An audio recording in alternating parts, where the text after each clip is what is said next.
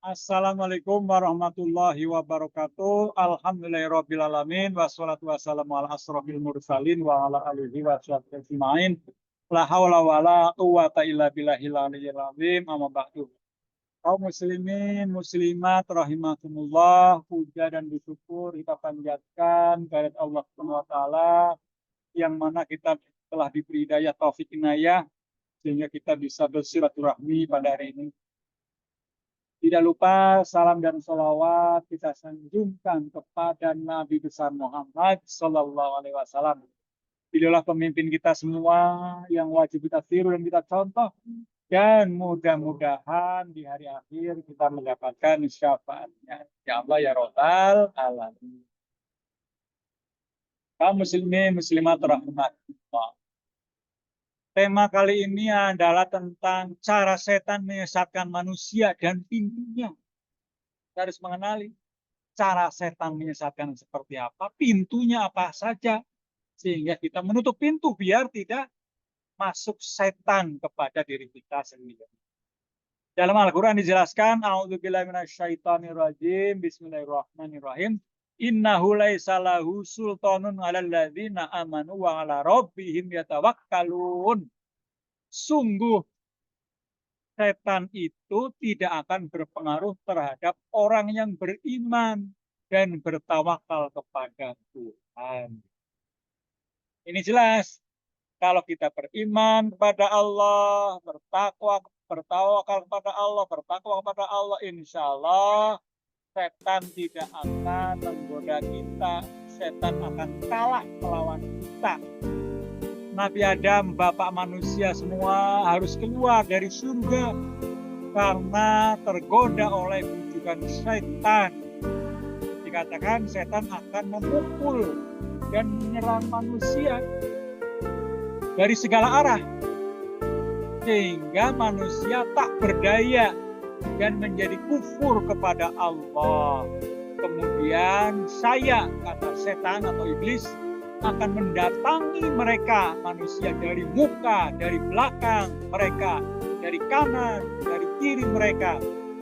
Dan engkau tidak akan mendapati kebanyakan mereka bersyukur taat kepada Allah Subhanahu wa ta'ala. Kaum muslimin muslimat rahimakumullah. Iblis atau setan pernah berkata, Tuhanku, oleh karena engkau telah memutuskan bahwa aku sesat, aku pasti akan menjadikan kejahatan terasa indah bagi mereka di bumi. Dan aku akan menyesatkan mereka semuanya kecuali hamba-hambamu yang terpilih di antara mereka. Dan Allah berfirman, ini adalah jalan yang lurus menuju padaku. Sesungguhnya kamu iblis tidak kuasa atas hamba-hambaku kecuali mereka yang mengikutimu, yaitu orang-orang yang sesat. Ini Quran surat Al-Hijr ayat 39 sampai 40. Kaum muslimin muslimat rahimakumullah, ada beberapa cara yang dilakukan oleh setan dalam menggoda manusia, merayu manusia, menyesatkan anak turunan Adam, termasuk kita semua. Bagaimanakah caranya? Pertama adalah tazin. Tazin atau kamuflase. Kamuflase itu adalah menghiasi perkara seolah-olah baik, padahal tidak baik, kelihatan baik, padahal tidak baik. Setan tidak mengarahkan seseorang kepada dosa dan kejahatan, melainkan menghiasinya secara bertahap, pelan-pelan, tapi pasti mengarah pada dosa. Misalnya ketika seseorang mendengarkan suara adzan pada maghrib atau isya ketika musim dingin dan berkata kepadanya, tetap santai saja, tidur, lihat TV aja, lihat HP saja, kamu lelah, kamu capek, udah tidur aja, nggak usah datang ke masjid, ngapain ke masjid. Akhirnya manusia kebanyakan tidak mau datang ke masjid, terutama yang laki-laki, tidur di rumah padahal mendengar suara maghrib, ya, suara adzan isya, suara adzan subuh. Setan menggoda manusia dengan berbisik kepada kita, dingin keluar, mendingan santai aja, lihat HP, tidur lagi, kamu lelah, kamu capek, dan sebagainya. Nah itu harusnya mendengarkan Allahu Akbar, Allahu Akbar, langsung datang ke masjid, harusnya begitu. Tetapi setan selalu menggoda kita supaya tidak datang ke masjid. Yang kedua, talbis atau menipu. Ya, setan mencoba menipu pikiran manusia, ditipu dengan meyakinkan bahwa dia itu selalu benar. Yang larangannya dari Allah itu memang larangan, dilaksanakan. Yang sekiranya tidak dibolehkan, dilaksanakan. Ya. Jadi setan selalu menipu pikiran kita, padahal pikiran kita cerdas, harus digunakan kepada kebaikan untuk berjalan kebenaran. Sebagai contoh, seseorang ingin mendapatkan pinjaman berbasis bunga dari rentenir, katakanlah, ya, dari orang yang suka minjam-minjam dengan tanpa jaminan, sehingga kita itu tergoda, ya. Setan senang itu kita meminjam dari rentenir. Maka setan mengatakan kepada kita bahwa pinjaman dibolehkan karena tidak berbuat jahat sama orang lain. Yang penting tidak berbuat jahat sama orang lain. Itu setan selalu menggoda. Akhirnya apa? Kita pinjam ke rentenir, akhirnya begitu mengembalikan susah, akhirnya disita dan sebagainya. Nah itu boleh begitu. Ya. Yang ketiga, taswin. Taswin itu adalah setan turut berupaya menghasut orang lain agar menunda-nunda untuk bertobat. Masih lama usia kita, nanti aja tobatnya. Masih muda, nanti kalau sudah tua kita bertobat kepada Allah. Masih sehat, nanti kalau sudah sakit kita tobat kepada Allah. Nah itu menunda-nunda tobat, akhirnya meninggal dalam keadaan tidak bertobat. Artinya sudah selesai baru bertobat, sudah mau mati, sudah sakaratul maut baru bertobat. Nah ini yang salah. Ini taswin, ya, menghasut orang lain untuk menunda taubat. Yang keempat, ya, tahwin, meremehkan hal kecil seperti dosa kecil. Kalau dosa kecil ini kita laksanakan aja lah. Meremehkan dosa kecil akhirnya menjadi besar. Nah ini, maka jangan remehkan hal-hal yang kecil. Orang lain tuh berbuat dosa besar, saya masih kecil, hanya terus saja berbuat dosa kecil, padahal lama-lama bisa menjadi besar. Yang kelima, setan berupaya membuat manusia tidak berada dalam jalan yang lurus, selalu berbelok-belok, berbengkok-bengkok dan sebagainya. Kalau jelas, ihdinas siratal mustaqim, tunjukilah di jalan yang lurus.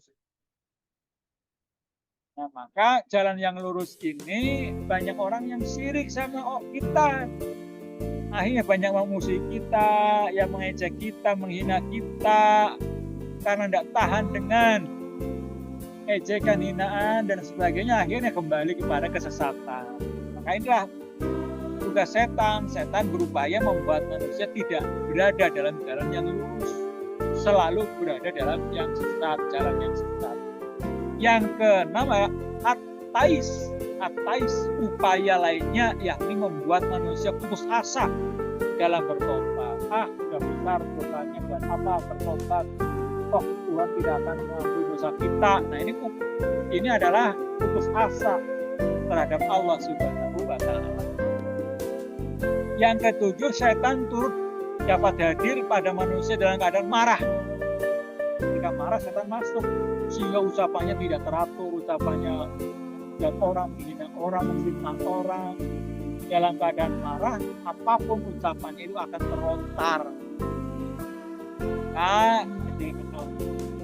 Seperti itu supaya setan tidak masuk ke dalam jiwa kita.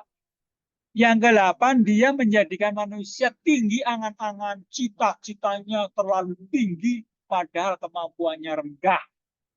Mendorong manusia takut akan kemiskinan. Takut miskin sehingga jalan pintas.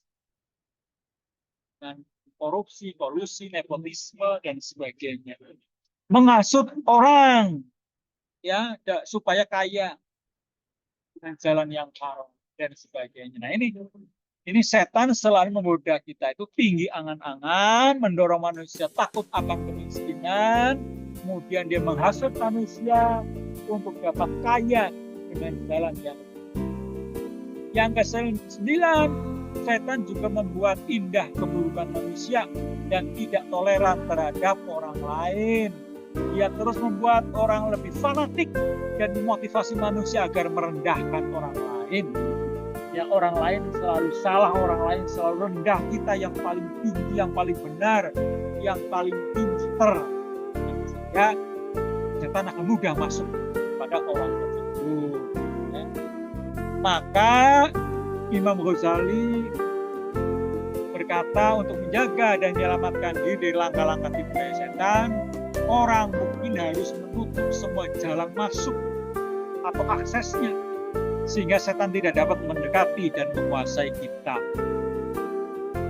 Tak mungkin seseorang bisa menutup akses itu bila tidak mengetahui jalan masuk, pintu-pintunya apa saja. Ya.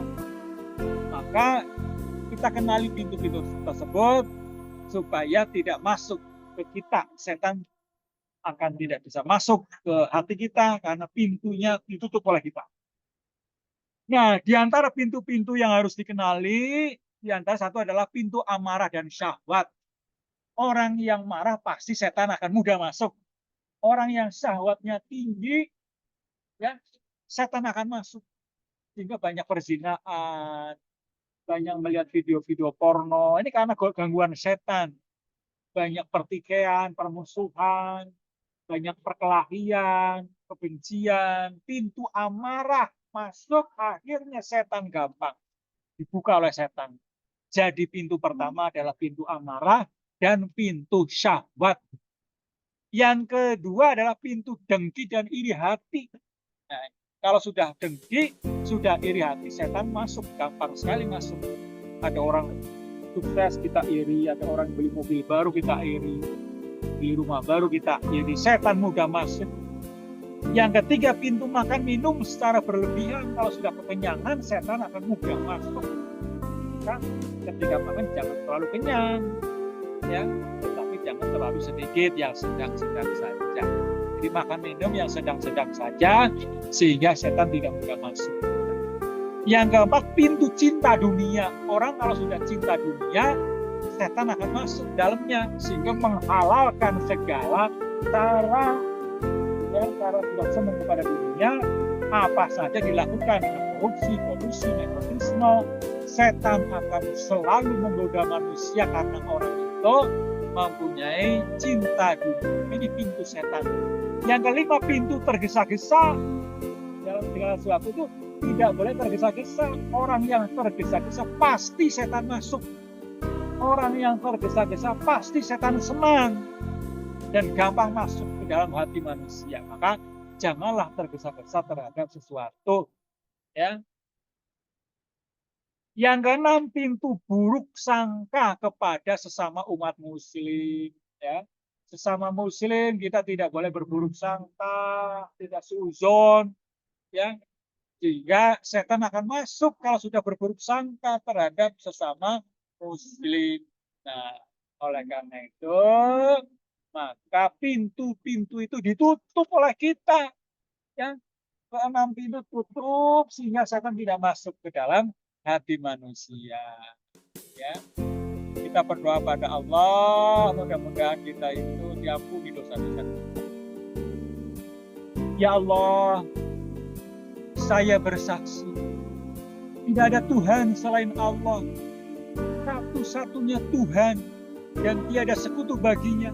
Dan aku bersaksi bahwa Nabi besar Muhammad SAW adalah hamba-Nya dan utusannya.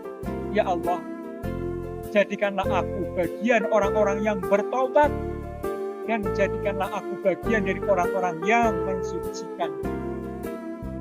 Tidak ada Tuhan selain Allah, Zat yang Maha Esa, tidak ada sekutu baginya, segala sesuatu akan binasa kecuali Zatnya. Ya Allah, Engkaulah yang telah memberi karunia kepadaku dengan kesaksian ini, dan tidaklah aku memberi kesaksian kecuali bagimu, dan tidak ada yang dapat menerima kesaksian dariku selain Engkau, ya Allah.